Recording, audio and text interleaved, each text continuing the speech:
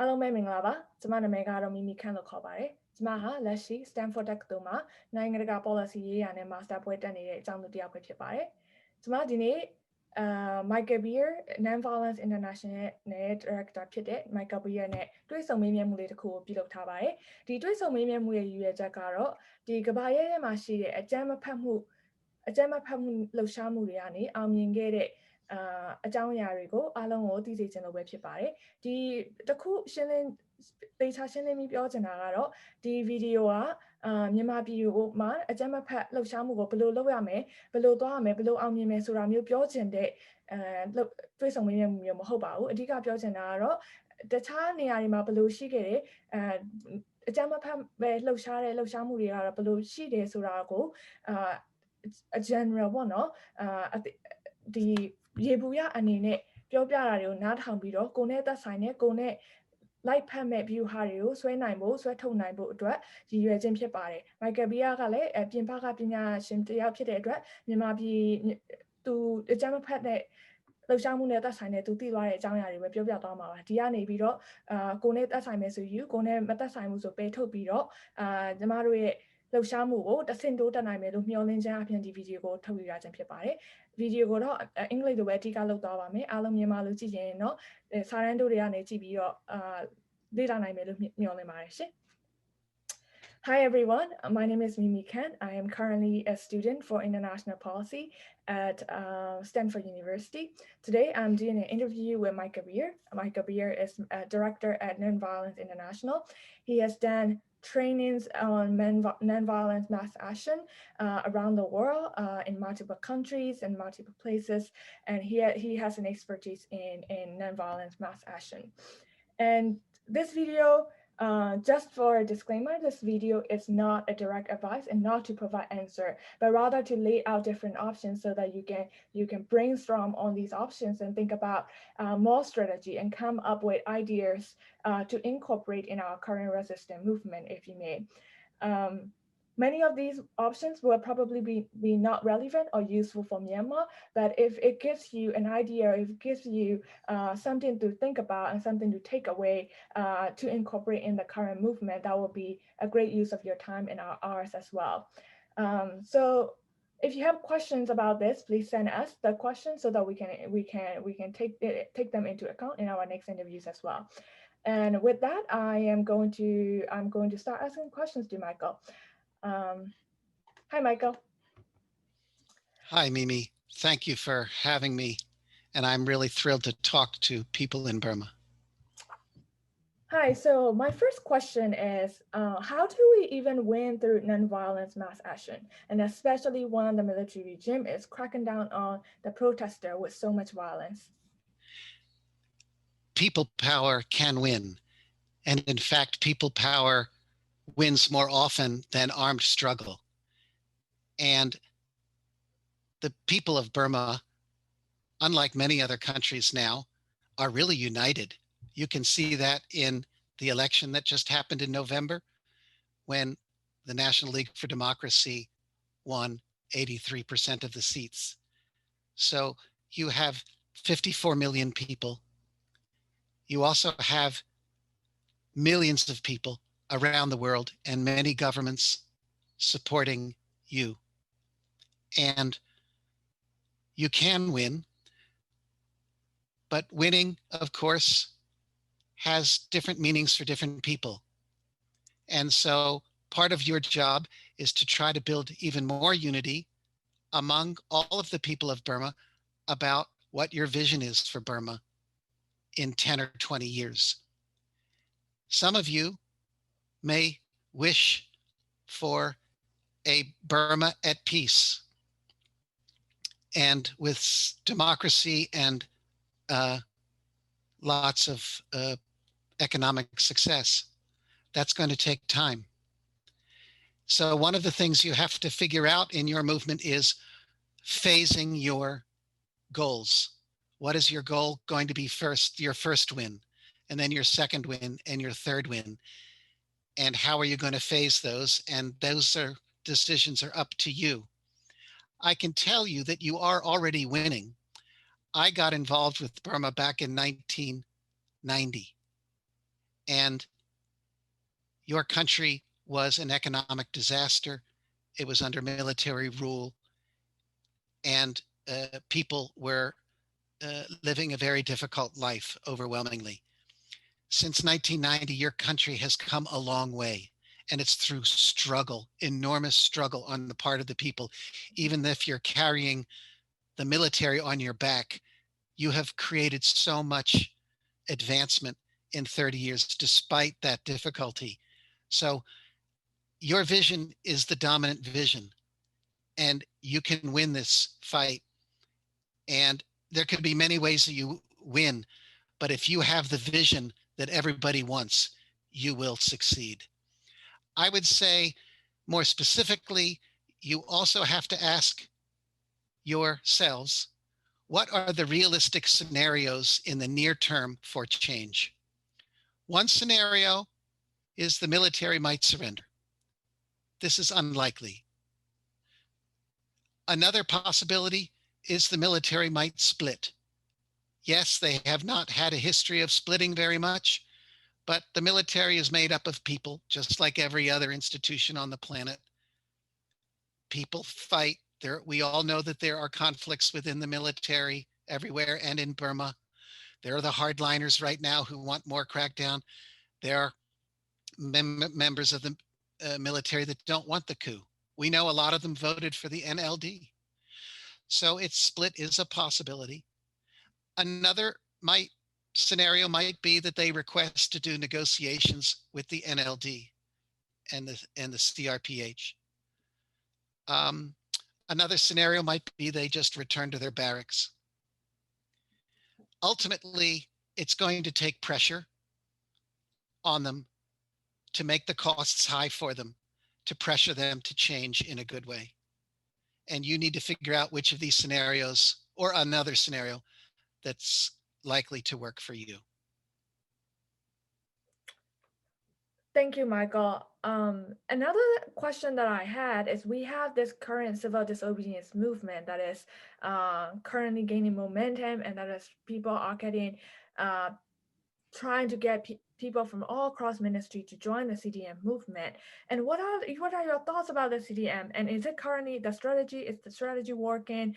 Are there any success stories that people can take inspiration for the CDM?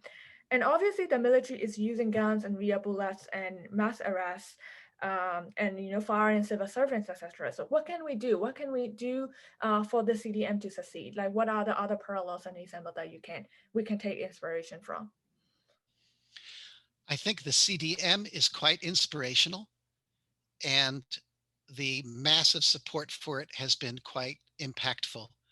It really has put the military and security forces on their heels, kind of not knowing how to respond for a number of weeks. The CDM has been primarily led by doctors and nurses, as you know well, and other professionals in the banking sector and in the civil service. This has had quite a strong impact, clearly. It is a challenge to maintain this, but you also are making it very difficult for the military. Generally speaking, you want to have a two-handed strategy, a two-handed strategy if you're doing some sort of resistance to stop a coup. One strategy is to strike, refuse to go to work, and have these ministries and economy to some degree not work, so that the coup plotters, the mafia that has taken over your country, cannot get anything done. The other way of doing this is to stay in these positions and try to take over these government offices, these village administration positions, as much as you possibly can. And if you're in there and you get orders that you don't like, to disobey those orders or to work slowly and make it difficult for those orders to carry out, but to try to maintain your strength within these institutions. So the one hand, you can do strikes, you can leave work, even creating your own parallel government with these striking civil servants and leaders, or the existing offices and government, you try to take over them as much as you can and resist inside as much as you can. These are the two hands. I don't know which balance of these hands is correct at this time for you, but these are the two big potentials for you: striking with parallel government and institutions, and taking over the existing government and institutions as much as you can and contesting the mafia for those positions.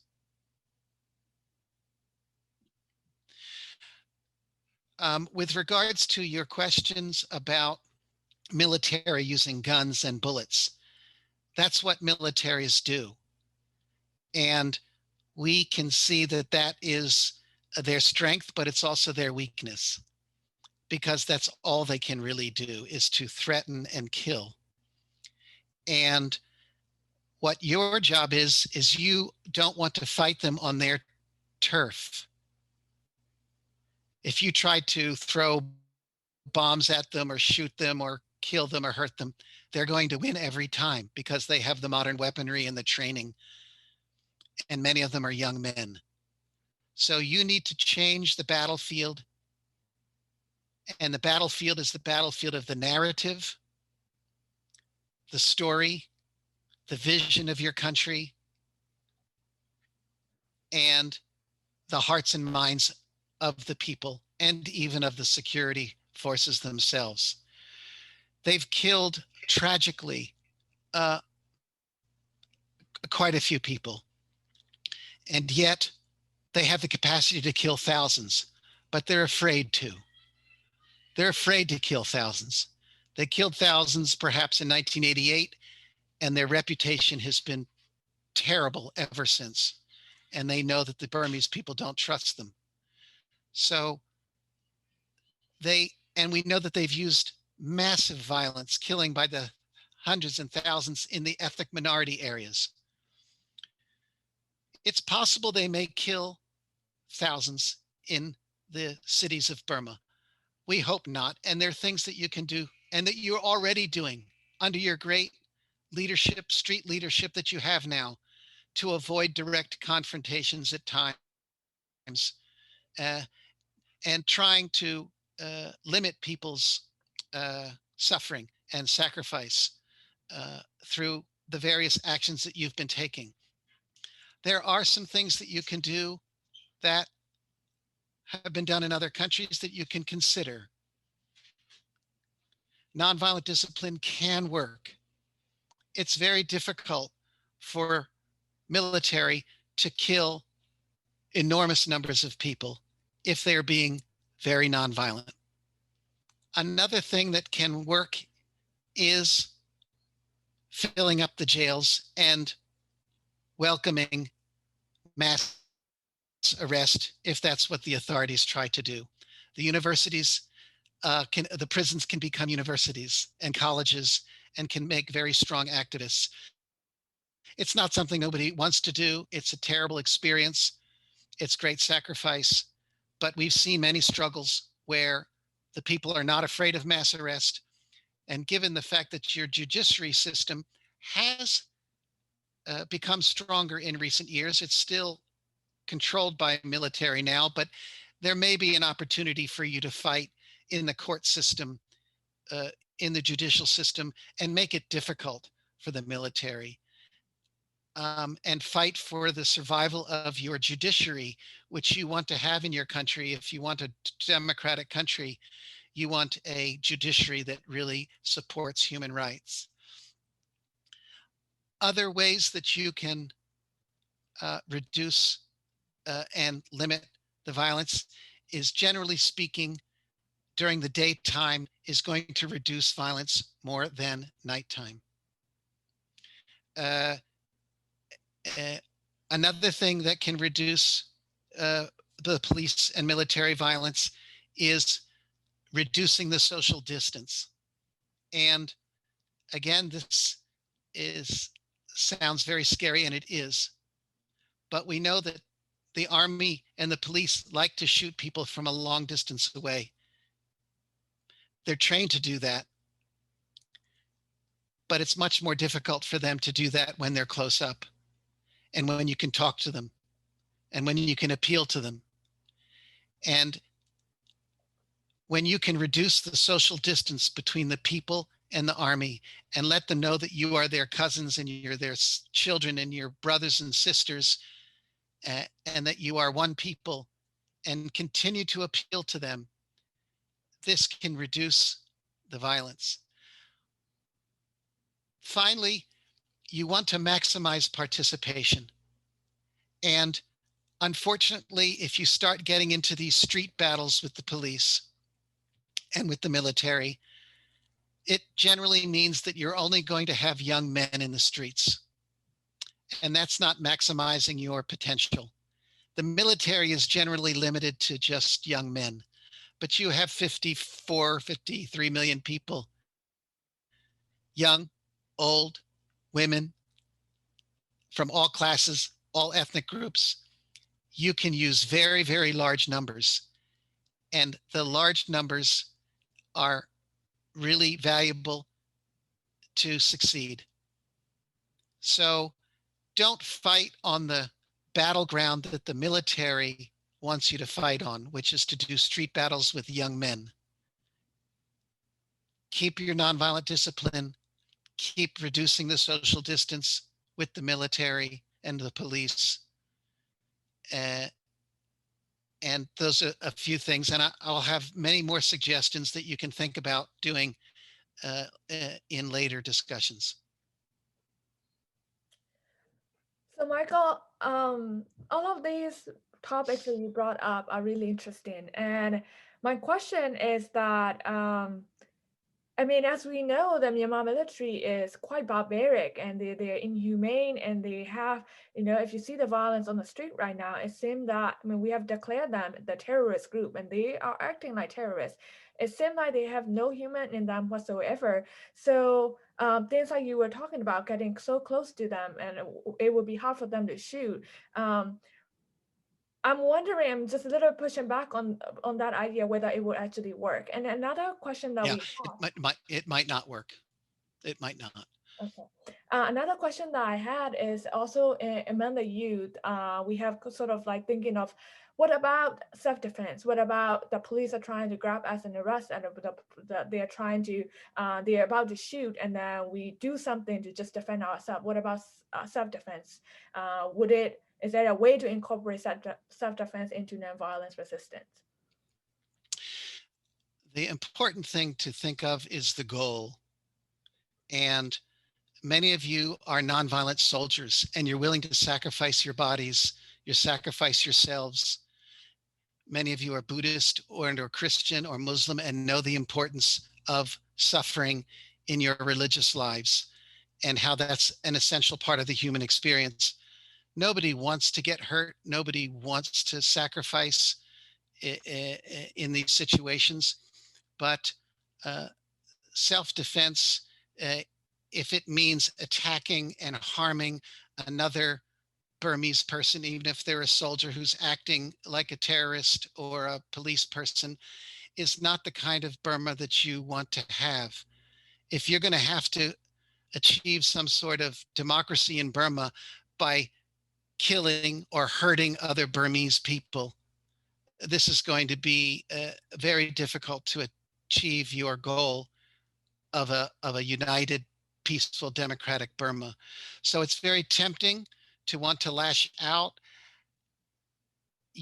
Anger is certainly appropriate, understandable reaction that you have, but you should not be controlled by your feelings. You should operate from a true self inside about what is correct for you.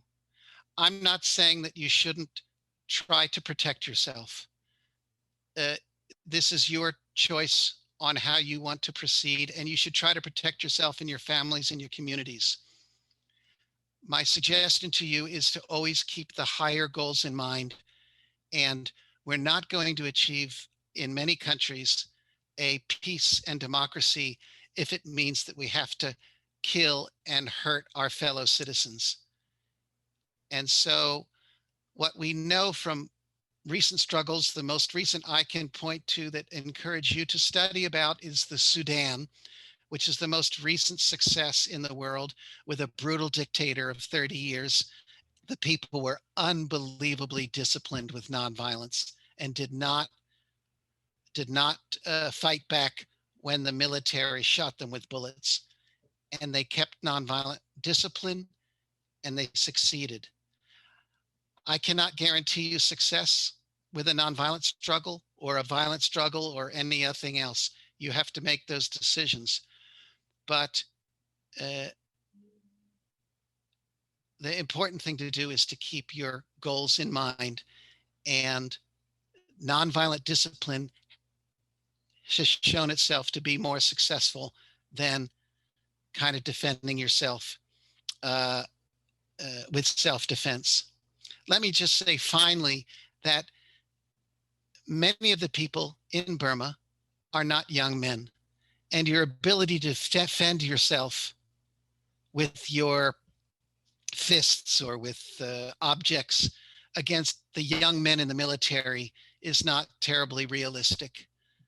And so you have to fight with your mind, with your soul, with your voice, and with the good strategy and good tactics to work together with large numbers of people in order to achieve the goal. I hope that's helpful. I can't answer your question exactly what to do, but I can tell you what has worked elsewhere. Mm-hmm. Those are all really important topics and tactics that you've discussed. Sort of for the conclusion, just kind of like given the big picture and big strategy to win, like, do you have any sort of thoughts on what might be the different strategy to win in this fight against, in the struggle against this dictatorship? I will finish with just today, with just one area to focus on, but we have many other options and opportunities for the movement to grow and become more powerful, in my view, as an outsider. I could be wrong. One area is that you have great strength and can grow on is that you can really recognize the great strength of Burmese culture now in the prominence of women. One of the reasons you have this coup is because of the sexism of the military. They are envious and jealous that the leader of the Burmese nation is a woman. This is humiliating for them. We also know that some of the very first street activists that started the protests were young women. Burma has a strong tradition of powerful women. And one of the ways for a modern Burma and Myanmar to succeed is for men to look at their sexism and their male supremacist ideas and to support women in taking leadership at all levels of your society. We know that eventually, when you get peace and democracy in Burma, in a federal, presumably Burma, that the world is a competitive place. And those societies that use all of the brains of all of the people, not just half the people, but use all of the brains of all of the people, are going to be the societies that are the most successful. And so it's crucially important that you consider the idea of supporting women to take an even stronger, more leading role at all levels, in the streets, in the political parties, in the organizations, and in the culture, and in the arts, and in the humanities, and the spokespeople. You can gain tremendous ground because remember, half of Myanmar is women and girls. That's 27 million. And the military doesn't have anything. So that I would just conclude with just one possible area where you could strengthen your movement if you chose to do that. All right, Michael, thank you so much for your thoughts and just sharing us your ideas and thoughts for this discussion. Hopefully, this discussion will be a thought-provoking one to those who are devising strategies on the ground, those who are devising a vision for our country to how to move forward, and think about more discussions, or think about pushing back on this discussion as well if you choose to do so. The main idea of this whole discussion is if in order for you to brainstorm, in order for us as a society to think through how to move forward. So with that, I'm ending this discussion for today. Please let us know if you have questions or if you have topics that you want us to touch us on in a future discussion. Thank you very much.